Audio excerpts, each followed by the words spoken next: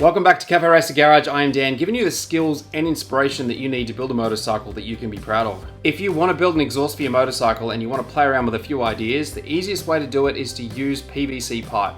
In this video, I'm going to show you exactly how to do it, and you can come up with basically any design you want. So once you've come up with a really cool design, if you don't have the skills, knowledge and tools to know how to do this out of steel, you can always give your template to a fabricator and have them do it for you, and then you know you're going to get pretty much exactly the design that you want.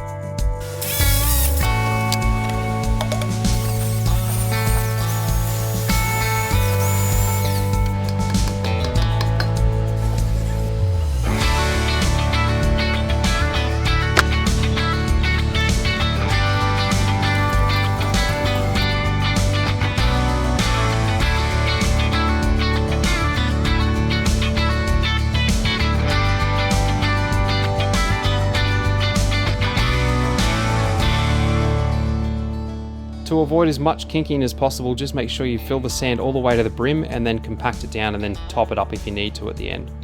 For anyone who's wondering, this is a Honda CB400, belongs to a friend of mine, Crystal. Her and I are going to be turning this into a cafe racer or scrambler style motorcycle, so keep an eye out for the first episode of this bike.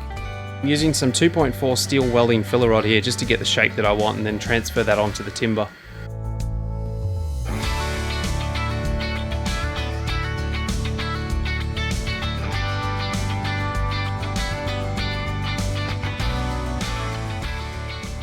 And also for the pipe that I'm using, I actually was messing around with some different temperatures. This was around 200. As I started to bend it, it just got way too soft and started to split. Same with this one, it was a little bit less than 200, but it doesn't like it. So I found an optimal temperature is around 120 to 150 degrees.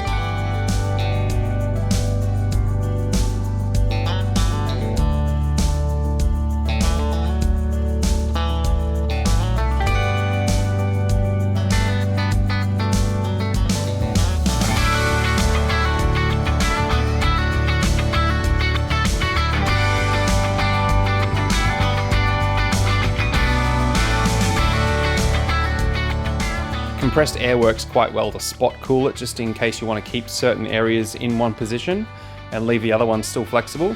And you can also spot heat it with a heat gun.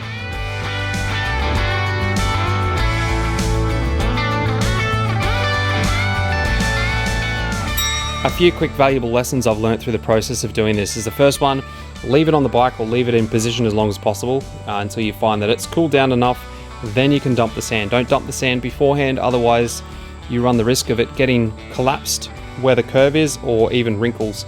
It's going to wrinkle a little bit anyway because it's just the nature of what it is, purely because you can't really compact that sand enough to get those wrinkles out. It's not steel, it is plastic after all. So that's a nice curve that you could potentially do with one piece of pipe or even pie cuts depending on the skills and the tools that you have. But let's see if we can do a tighter radius, like a scrambler exhaust.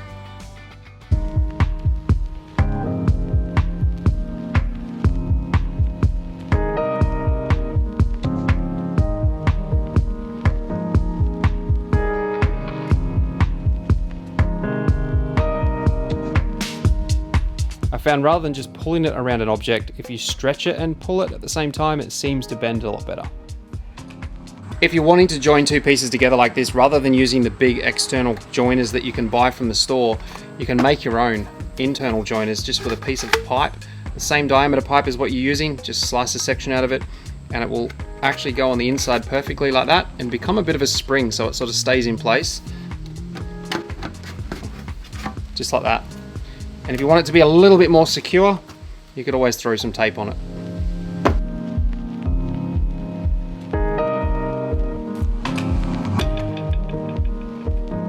So these are by no means a finished design, they're just me messing around with a bit of PVC pipe to show you what's possible. After a bit of paint and fitting them to the bike with a bit of trimming, they don't look too bad. If you found this video helpful, check out how you can make a perfect subframe template for under $10, or how to build a full stainless custom exhaust system.